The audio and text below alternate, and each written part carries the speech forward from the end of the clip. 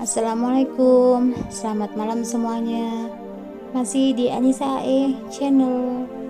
Mohon maaf ya, semakin lama semakin lama update-nya karena kesibukan yang luar biasa, dan bulan ini saya juga banyak ujian. Sekarang udah semester akhir, doain semoga cepat selesai ya, cepat wisuda. Masih di novel Naksir Kamu Gus. Selamat mendengarkan ya. Jangan lupa komen, like, dan subscribe. Share ke teman-teman kamu juga.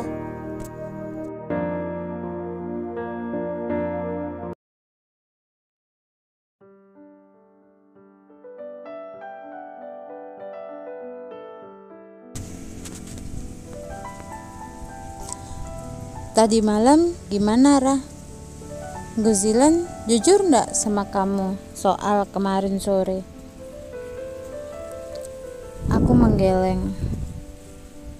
Mungkin Guzilan nunggu waktu yang tepat, Fa. Entah itu kapan. Tapi aku yakin Guzilan akan mengatakan yang sejujurnya. Lagi pula, Guzilan itu laki-laki yang berakhlak. Pasti dia ngerti batasan laki-laki yang sudah menikah. Nah gitu toh, gak usah sedih, percaya sama Guzilan. Jangan segampang seudon sama suami sendiri. Aku tertawa saat Ulfa mengatakan hal itu, karena itu adalah kata mutiara pertama yang diucapkannya semasa kami berteman. Sok pinter kamu, Fa. Emang pinter lah, gak kayak kamu. Ngeledekin aku nih, tanyaku sembari menyenggol lengannya. Kok tahu? Jawabnya yang membuatku memberengut kesal. Ulfa benar-benar membuat moodku seketika berubah dalam waktu yang sama. Dan kali ini dia sangat keterlaluan. Oh iya, kamu udah pamit kan sama Guzilan kalau mau ke Asrimah? Takutnya nanti Guzi nyariin kamu.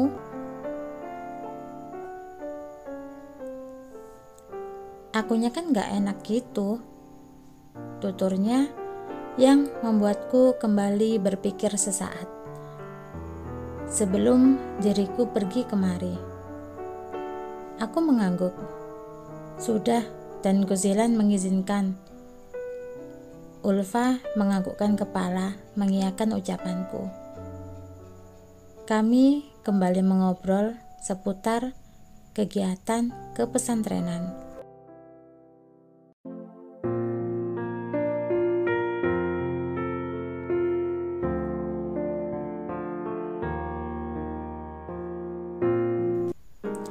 Siang ini aku mendudukkan diri di sisi ranjang setelah sebelumnya menemui Ulfa di kamar asrama. Pintu kembali terbuka dan menampilkan sosok Guzilan berdiri di sana. Awalnya kaget, namun diriku mencoba menetralkan detak jantung yang berpacu lebih cepat dari biasa. Langkahnya tertuju pada sofa di seberang, mendudukkan diri di sana. Bingung, akhirnya kulangkahkan kaki juga ke tempatnya.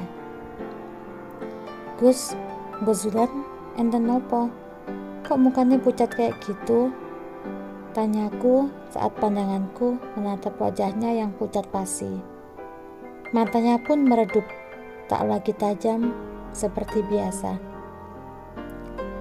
Mboten nopo-nopo, Ra, cuma kecapekan. Bisa buatin wedang jahe buat saya? Ucapnya sembari menyandarkan punggungnya ke belakang. Ini kali pertama sesaat setelah aku menikah, Guzilan berbicara dengan nada lembutnya. Seakan dia sudah menerimaku sebagai istrinya saat ini. Seulas senyum terbit terukir di wajahku.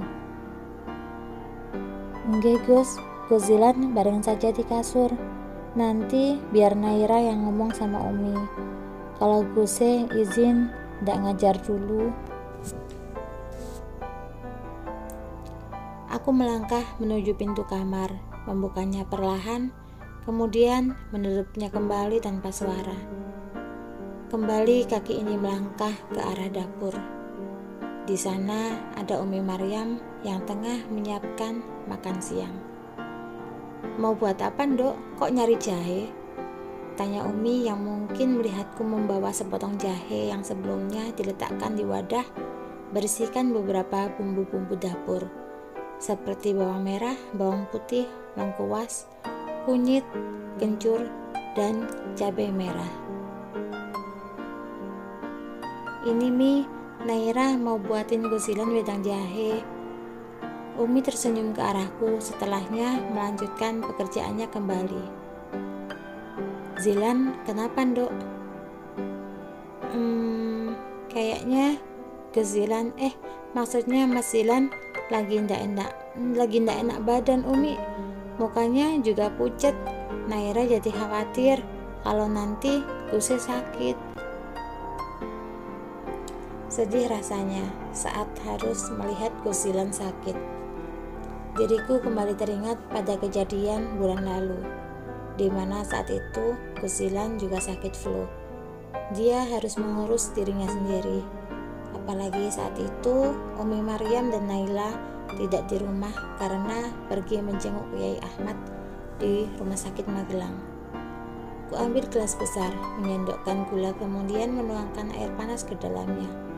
Setelahnya memasukkan jahe yang telah dibakar dan digeprek. Nah, wedang jahe siap dihidangkan. "Kalau nanti suamimu masuk angin, coba kerokin punggungnya. Siapa tahu dia mau. Soalnya Zilan itu ndak pernah mau dikerokin kalau lagi masuk angin." Umi sampai bingung sendiri. "Iya Umi, nanti Naira coba bujuk Mas Zilan," ucapku sembari menundukkan kepala ke bawah. Kemudian memikirkan bagaimana caranya aku membujuk Gusilan agar mau dikeroki. Menyentuhku saja dia belum, apalagi aku yang ingin menyentuhnya.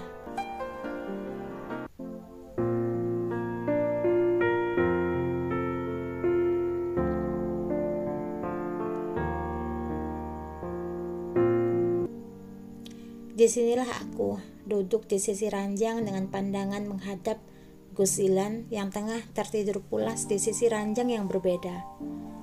Mataku beralih menatap nanar ke arah gelas yang tadi kubawakan untuk Gusilan. Tersenyum kecut merasa dikecewakan. Wedang jahe yang kubuat dengan penuh cinta kini terabaikan begitu saja, tanpa ingin meminumnya meskipun hanya sedikit. Tak terasa sebulir kristal jatuh di pipi. Tanganku mencoba menepisnya, namun kristal itu terus merembes tanpa bisa dicegah. Ingin ku terisak, tetapi mengingat kembali keberadaan Gusilan yang tengah tertidur di sampingku. Tanpa ingin mengganggu, ku tumpahkan tangisku di kamar mandi. Suara gemericik airlah yang menghalau tangisku, agar isakan ini tak terdengar olehnya dari luar.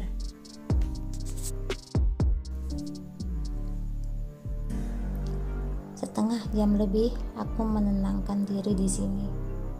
Keluar setelah wajahku kembali seperti sedia kala, tanpa adanya bekas air mata.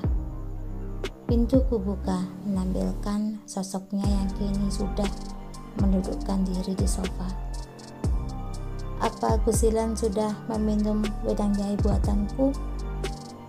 Batinku saat mengetahui segelas wedang jahe yang saat itu kuletakkan di atas meja kini telah habis tanpa sisa.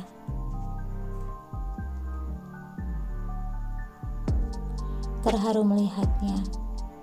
"Gus, terima kasih sudah membuatku merasa bahagia, meskipun hanya dengan perbuatan sederhana. Tapi itu seakan mampu mengobati rasa kecewa." Ucapku pelan diiringi tetesan kristal. Ini tangis bahagia, bukan lagi kecewa seperti sebelumnya. "Gus, panggilku. Pandangannya pun teralihkan, menatapku. Ia berdiri, berjalan ke arahku. Grep, tanpa ada persiapan apapun, sebuah tangan melingkar di punggung. Hah? Guzilan memelukku. Apa ini mimpi? Tubuhku menegang seketika. Denyut jantung bekerja lebih cepat dari biasa. Mata kembali berkaca-kaca, seakan tak percaya begitu saja. Gus, ucapku lirih. Guzilan enten nopo? Tanyaku sembari memberanikan diri bertanya, ada apa sebenarnya?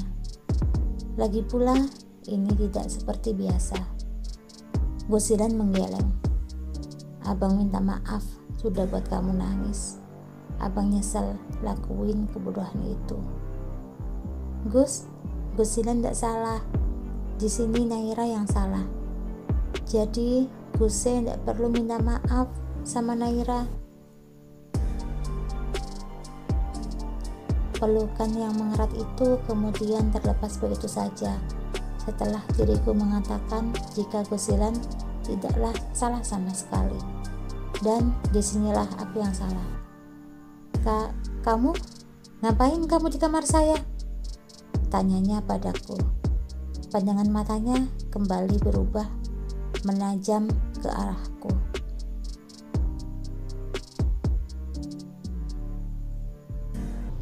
Gus, astagfirullah, gumamnya mengucap istighfar sembari kedua tangannya mengacak rambutnya kasar. Di saat dia telah mengingatnya kembali. Kenapa berubah dalam waktu sekejap? Apa yang sebenarnya dipikirkan Guzilan?